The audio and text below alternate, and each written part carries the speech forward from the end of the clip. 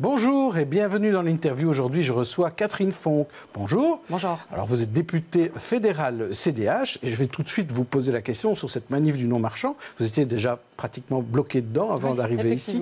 Alors, Maggie de Bloch dit c'est parfait, on discute bien, ça avance bien, on a un accord, on a débloqué 15 millions. Et du côté des syndicalistes, on n'est pas content, on dit que ça ne suffit pas. Reconnaissons que dans le domaine du non-marchand, que ce soit par exemple dans les soins de santé, etc., il y a un peu une accumulation de couches successives et de mauvaises nouvelles successives. Vous savez, il y a eu quand même un saut d'index, il y a eu des décisions en matière de pension qui allongeaient fortement la carrière professionnelle sans du tout prendre en compte jusqu'à ce jour les métiers pénibles. Reconnaissons quand même que dans un hôpital, c'est un métier qui est pénible. Les mesures qui permettaient d'aménager les fins de carrière qualitativement pour justement permettre à des infirmières et à d'autres de continuer à travailler plus longtemps, elles ont également été mises à mal.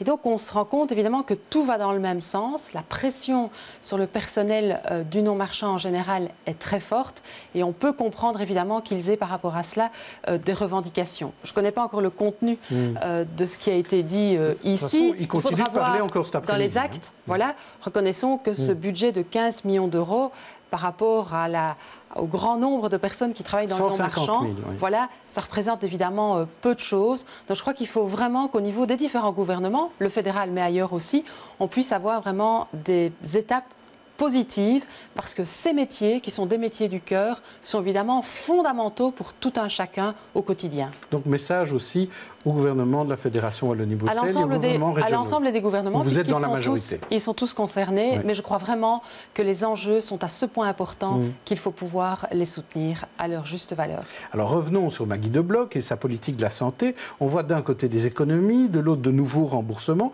Est-ce que vous voyez clair dans le chemin où nous mène la ministre de la Santé ? Il y a évidemment beaucoup de réformes qui sont en cours. Ce qui est évidemment frappant, c'est que ce gouvernement et la ministre en tant que telle ont pris des décisions très dures en matière d'économie des soins de santé. Et ils ont beau tenter d'expliquer que les patients ne seront pas mis à mal, ce n'est pas vrai. On a beaucoup parlé des antibiotiques, des sprénazos. La liste de médicaments pour lesquels il y a une diminution, voire une suppression complète du remboursement, elle est importante. Et pas pour des petits traitements légers. La logopédie est concernée, la kiné pour les personnes qui ont une fibromyalgie, mais aussi des traitements fondamentaux pour, par exemple, des enfants asthmatiques sévères, ou encore pour des personnes qui ont une maladie rare qui s'appelle le syndrome d'immunodéficience acquise, peu importe le nom, mais où vous vous rendez compte qu'elle supprime dans 6 mois complètement un remboursement pour un soin qui nécessite pourtant un traitement lourd, intraveineux ou sous-cutané, et qui représente un budget de 15 000 € par an. Et donc on voit que ce gouvernement, en fait, renvoie de plus en plus la charge de pouvoir bénéficier de traitements, la charge financière vers la personne. Alors c'est vrai qu'ils prennent certains aspects par rapport aux personnes les plus précarisées, mais on a alors notamment les classes moyennes, et elles sont importantes, qui se retrouvent en difficulté parce que le gouvernement dit il y a des assurances, mais on n'est pas toujours en capacité sur le plan budgétaire pour une large famille d'avoir une assurance qui serait une Rolls-Royce et qui permettrait de compenser toutes les modifications importantes en matière de remboursement. Et ce qui est dommage. Moi, je suis totalement d'accord pour dire qu'il faut une gestion rigoureuse des soins de santé, avec un objectif, la qualité et l'accessibilité.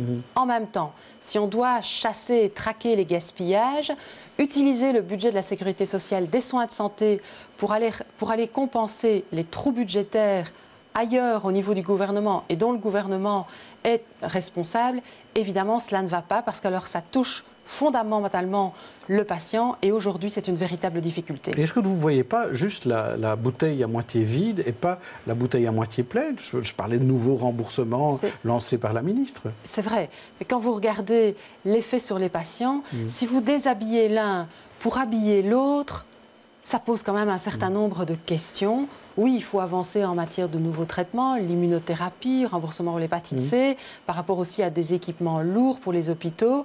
Mais je crois qu'il faut vraiment avoir une vue d'ensemble sur tous les patients et éviter, comme elle le fait, on a l'impression un peu, on va chercher de l'argent, on va retirer ce remboursement-là, on va rajouter à l'autre, etc. La vision n'est pas une vision qui est cohérente et rationnelle. J'ai l'impression qu'en fonction un peu de l'actualité, elle bouge les lignes à droite, à gauche. Mais ce qui est clair, c'est que les soins de santé, ça coûte cher.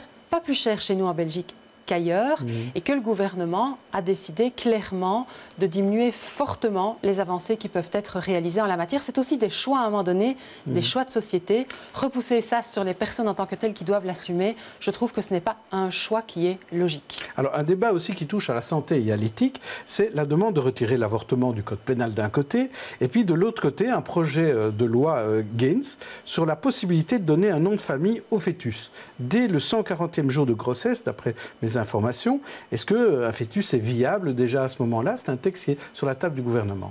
Alors nous avons, nous, au CDH, et à titre personnel, je l'ai énormément porté depuis des années, de pouvoir avoir la reconnaissance d'un enfant né sans vie. Pas une obligation. Je trouve, par exemple, que si le gouvernement décide que pour toutes les naissances qui se font avant 6 mois de grossesse, d'office, il doit y avoir une inscription au registre de la commune, etc., je trouve que ça allait un pas trop loin. Mais véritablement, j'ai été contactée par quand même de nombreuses familles, surtout des mamans, qui sont considérées en fait comme tout sauf des mamans, alors même qu'elles ont été enceintes, alors même qu'elles ont accouché d'un enfant qui était donc décédé à la naissance. Et alors même l'avortement aussi? Sûrement pas.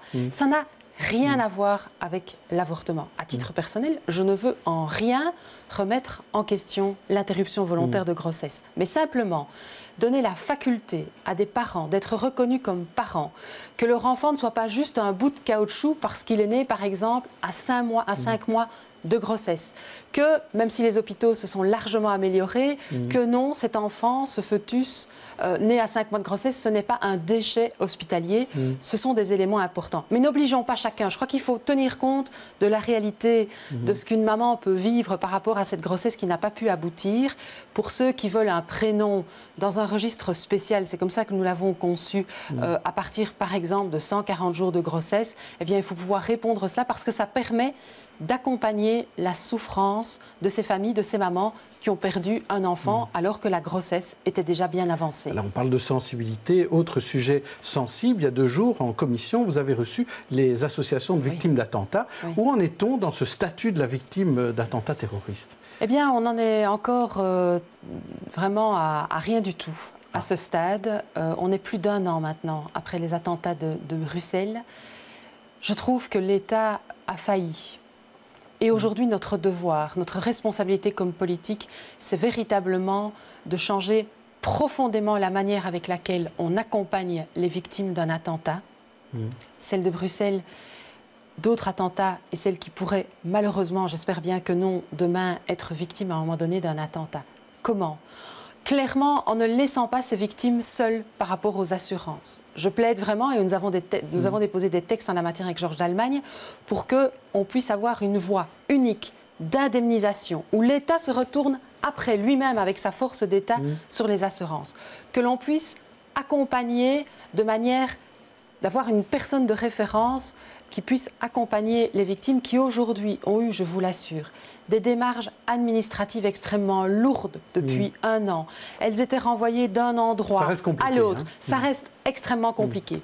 Que l'on puisse également prendre en charge l'ensemble des soins de santé, qu'ils soient remboursés ou même pas remboursés. Est-ce que ça doit considérer... Un attentat, c'est quand même à un moment donné une attaque contre l'État, contre la Belgique. Et des citoyens, je pense, qui ont été touchés dans ces attentats, eux-mêmes ou leurs proches, doivent pouvoir bénéficier d'une reconnaissance particulière, d'un soutien et d'une aide particulière. Est-ce que ça doit concerner les étrangers? C'est aussi une demande de ces associations, les victimes étrangères, comme ça se fait en France. Mais vous savez, les victimes étrangères aujourd'hui, elles étaient là alors au mauvais moment, pas de chance, et dans le projet en tout cas actuel du gouvernement, eh bien elles doivent se reporter vers leur pays propre.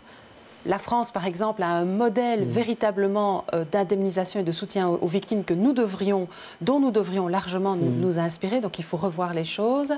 Mais, par exemple, vous avez d'autres pays qui n'ont absolument aucune approche. Et donc je crois qu'il y a aussi une aide effective qui doit pouvoir être apportée. On ne peut pas faire un 2 poids 2 mesures par rapport à des personnes qui se sont retrouvées, évidemment, victimes de ces terribles attentats. Et j'ose espérer, nous y travaillerons à la Chambre. Maintenant, ça a été fixé dans 15 jours. Mais j'ose espérer, et je lance vraiment cet appel aussi vers le gouvernement, que l'on puisse travailler ensemble pour véritablement changer profondément ce texte qui aujourd'hui est sur la table, qui a été décidé par le gouvernement, mais qui est largement insuffisant. Alors, autre élément de discussion, c'est le crédit hypothécaire. La Banque nationale avait dit qu'il fallait que les banques renforcent les conditions de crédit hypothécaire pour ceux qui ont besoin d'emprunter plus de 80% de leur achat. Oui. Et alors, ce matin, dans la Libre, Olivier Chastel dit que l'EMR a fait pression et que le gouvernement ne suivra pas l'avis de la Banque nationale. Alors, c'est une bonne nouvelle si ça se passe pour vous. Évidemment, c'est à confirmer par le gouvernement. Oui. Je me souviens, c'est Benoît Serex, il y a déjà quelques bonnes semaines, qui le premier avait tiré la sonnette d'alarme.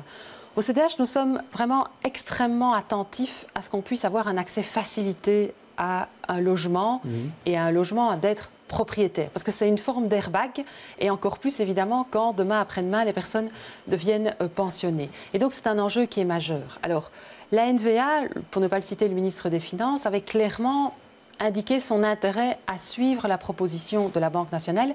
Ça aurait été évidemment un recul très clair pour pouvoir acquérir un logement. Nous nous sommes mobilisés. J'entends et je lis comme vous l'EMR donner ce message ce matin. Si c'est ça, c'est tant mieux que l'EMR nous rejoigne. Ça demande évidemment confirmation au sein du gouvernement et j'ose espérer que l'EMR gardera ce cap parce que c'est important. Alors, dernière matière dont je voudrais parler avec vous, c'est le survol de Bruxelles. Oui. Le ministre Belot reconnaît qu'il n'y a pas de solution pour l'instant. Il y a un blocage à tous les étages, que ce soit politique, économique, syndical. Ça bloque de partout. Et il veut juste peut-être voir les normes de vent pour que les aiguilleurs du ciel améliore les pistes. C'est vraiment un dossier pourri, ça l'était déjà quand Melchior Wathelet s'en occupait. C'est un dossier qui est effectivement très compliqué. En même temps, je suis persuadée que des solutions existent. Regardez un petit peu tout récemment, Ryanair a décidé deux choses. Un, de pouvoir suivre une voie sans rentrer aussi profondément dans Bruxelles que ce que normalement ne l'indique la route. Et deux, de reporter son créneau horaire après 7 heures du matin. Et donc, il faut qu'on puisse trouver des solutions. À mon avis, elles tiennent en 2 points. D'une part, effectivement, avoir des nuits tranquilles, non plus comme aujourd'hui de 23h à 6h, mais véritablement de les allonger pour que entre 22h et 7h du matin, les gens puissent dormir. C'est une question aussi de santé et de qualité de vie. Deux, d'avoir au niveau des routes et des normes de vent, il y a des possibilités pour éviter de se concentrer sur là où il y a essentiellement Bruxelles, mais également autour, là où il y a des zones densément peuplées. Ma grande difficulté, c'est que le ministre Belot est compétent. Alors, à Bruxelles, notamment Céline Frémaux a décidé de lever la tolérance qui se faisait sur le non-respect des normes de bruit, et ça a au moins permis, à travers cette résistance, de mettre tout le monde autour de la table. Mais mettre tout le monde autour de la table ne suffit pas. Monsieur Belot est compétent et comme ministre, il se doit aujourd'hui de sortir une solution. Vous voulez qu'il décide? Je veux qu'il décide. Alors s'il n'a pas d'accord, à tout le moins qu'il mette cette proposition sur la table, qu'elle puisse à un moment donné aussi être discutée, parce que dans les groupes de travail aujourd'hui qui se réunissent, ils tournent en rond. Et sans à un moment donné proposition qui est mise sur la table, ils vont continuer à tourner en rond, et cela, c'est alors directement au détriment des survolés. Merci Catherine Fong, c'est ici que nous atterrissons. C'est la fin de l'interview. Demain, on se retrouve avec une autre interview. D'ici là, bonne journée, bonne soirée. Bonne journée.